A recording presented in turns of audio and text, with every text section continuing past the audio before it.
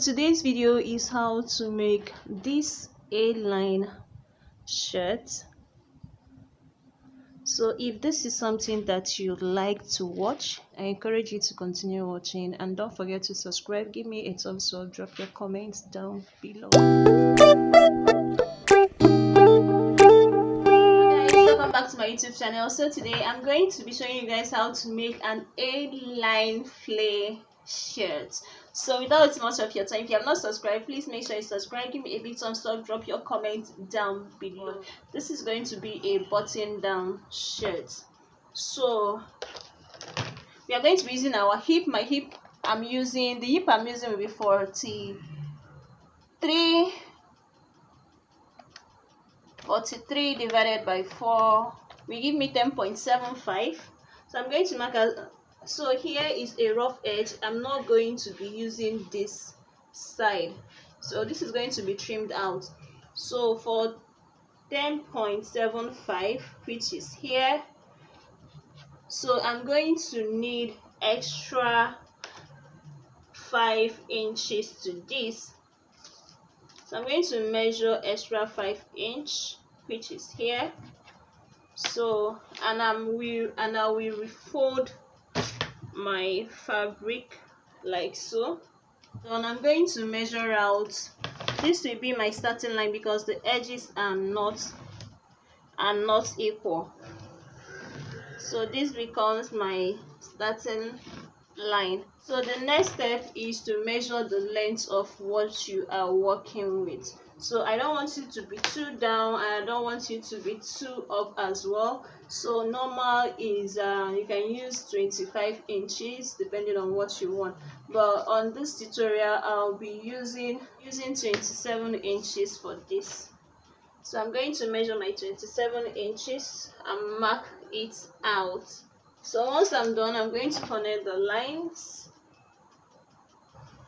You can add your 1 inch seam allowance or folding allowance. So the next step for us to do here is to get the neckline. So I'm going to be using 1 inch only for the length. So for the width, I'm going to be using 3 inches. Remember that we are going to stitch. So for the shoulder, I'll be using 8 inches for this. So I'm going to connect my shoulder slope, and I'll be using 9 inches or 8.5. So you can see what I'm doing. So I'm going to connect this like so. So once you are done, there is no need for you to measure your waist. If you want to give it a fitted, you can measure your bust, then your waist. So my bust is 38 divided by 4 will give me 9.5. So I'm going to measure my tape on my armhole. 9.5. I'm going to add 2 inches. So here my round hip is 43 divided by 4 will give me 10.75. So I'm going to place my tape here at 10.75 here. Then I'm going to mark out, just I will be using 7 inches for this because of the seam allowance. So I'm going to connect here like so. I'm going to trim out the lines and also add my seam allowance.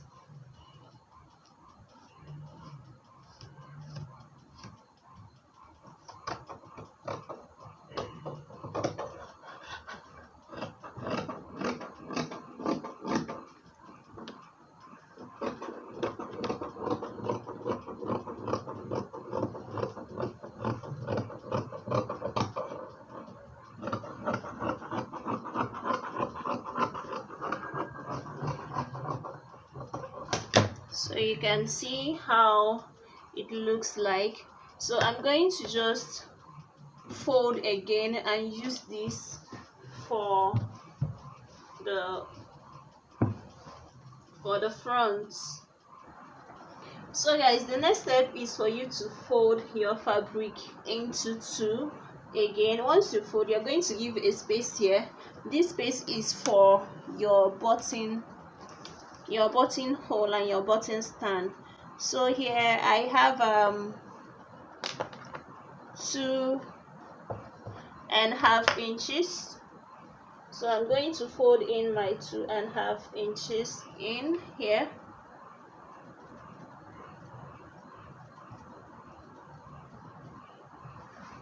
Perfect.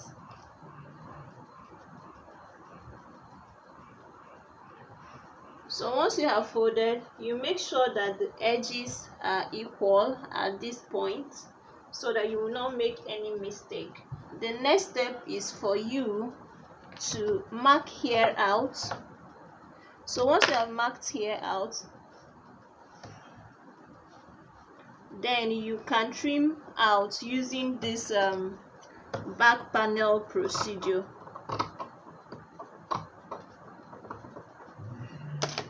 Or let's just say, so you will mark out 2.5 for this. So 2.5.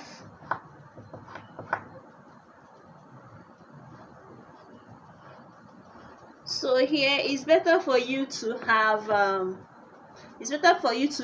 a smaller neckline. Then you can as well trim them out than have a wide neckline that you can't mend. So it's advisable for you to trim out your neckline in a smaller way so that you can easily trim them out than make your neckline to be wide, then you can trim them out.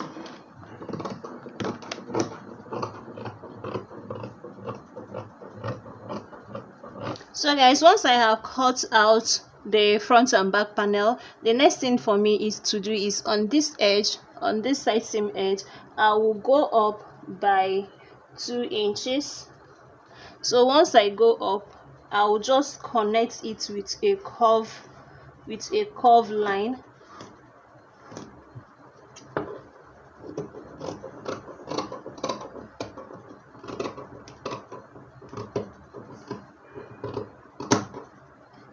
So you can see how everything is looking.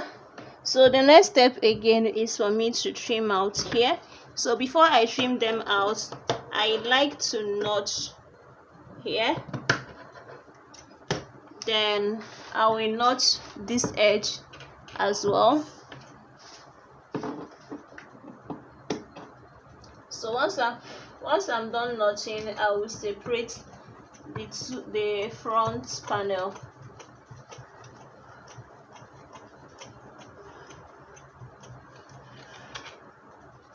So once I'm done separating the front panel, another step is for you to iron, then fold here like so. You can use your pepper gum and iron so that here will be stiff for you to use for your button stand. So for the neckline is after you are done stitching the two shoulders that you can be able to measure it, and then you find your round neckline and cut out your desired neck style. Another step is your sleeve. I'm going to fold here into 2 equal parts. So please, when you are folding, be careful. So I'm going to mark out my starting line, which I normally do.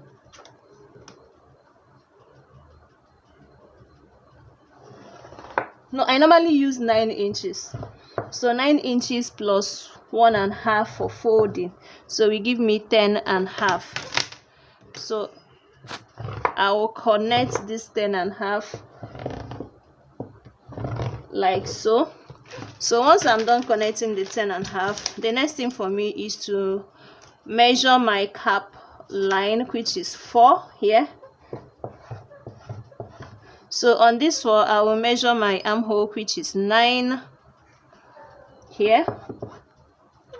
So here I will measure, or I will just curve it out. It's not a big deal.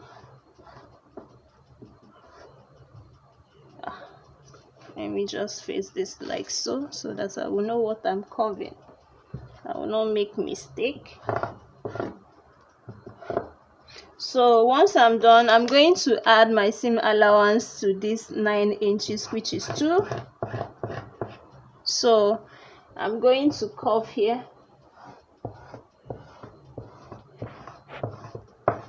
like so, and I'm going to trim them out.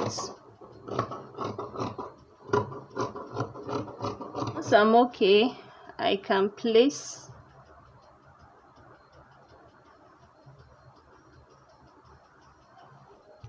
please make sure that what you are working with, that they are equal.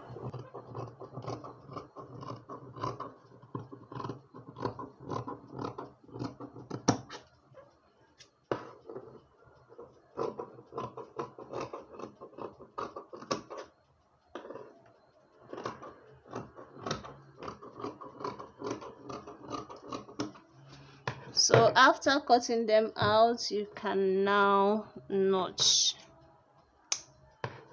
and you are good to go. So your shirt is ready minus the collar. After ironing with gum stay and folding them into required inches that you want, the next thing is for you to stitch with little or no space.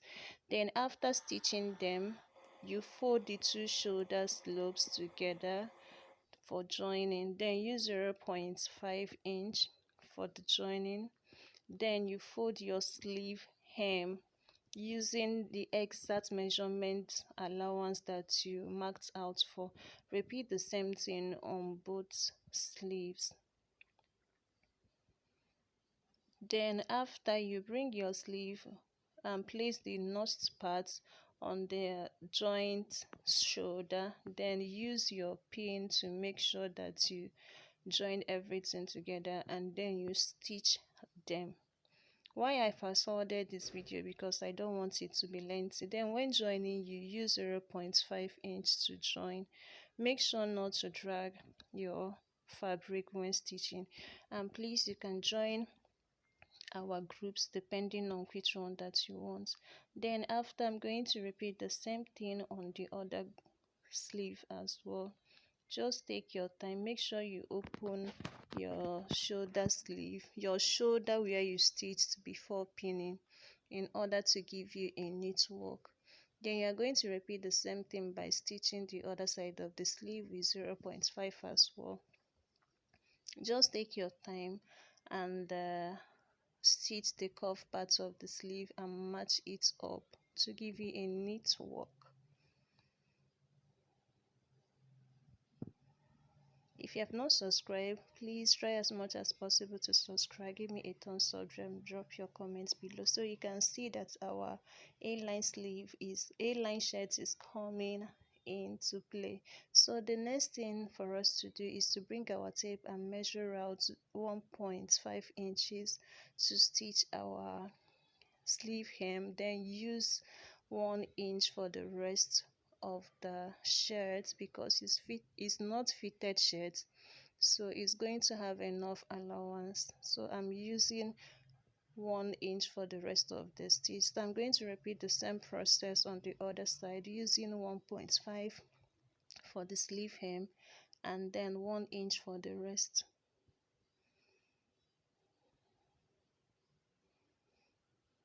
So you can see we are marking them all up, then stitching them using the mark that I used.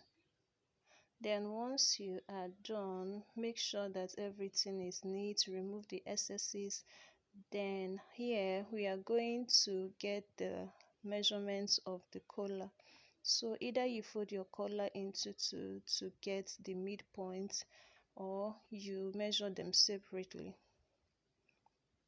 So here I'm having 9.5 as the half measurement. Then I cut my collar Then after cutting them out, you iron them with gum stay as well.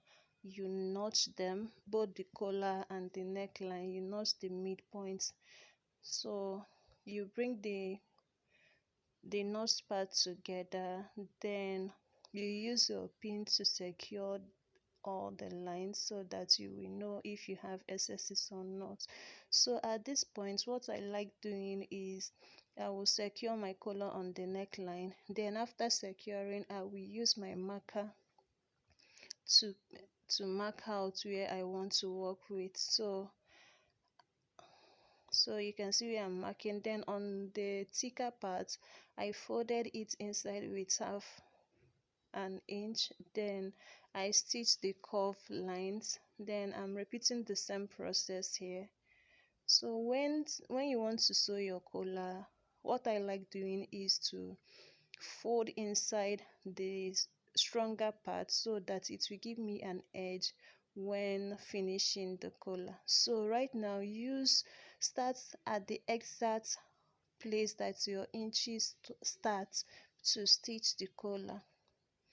So I don't know how best to explain, but when stitching, just place your neckline exactly where the stitch starts, and then stitch with 0.5 inch.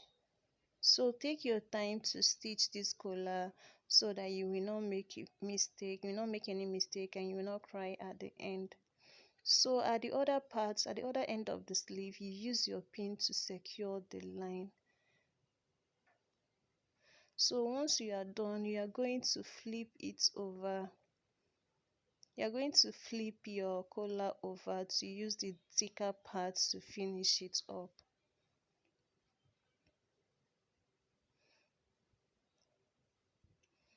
So if you make any mistake, just take your time to correct it. Maybe I will make a special part how to fix a collar specially. So once you are done, what I like doing is that place that I notched is the first place I will fold inside before folding the two edges for neat finishing. So you can see that I'm using my pin to secure the outer part to make the collar to be neat. So using your pin will give you a guide. If there is any amendment, then you can adjust it on time before stitching. You can see that I'm taking my time to make sure that the collar is neat, straight, curvy, and in good shape. Then you can use whatever you want to use, your seam ripper, to make sure that you get everything. So after you stitch with little or no space, using your pin as a guide to complete the collar. So just take your time. Once you are done, voila, your shirt collar is ready. And our next video will be how to make buttonhole with black hair.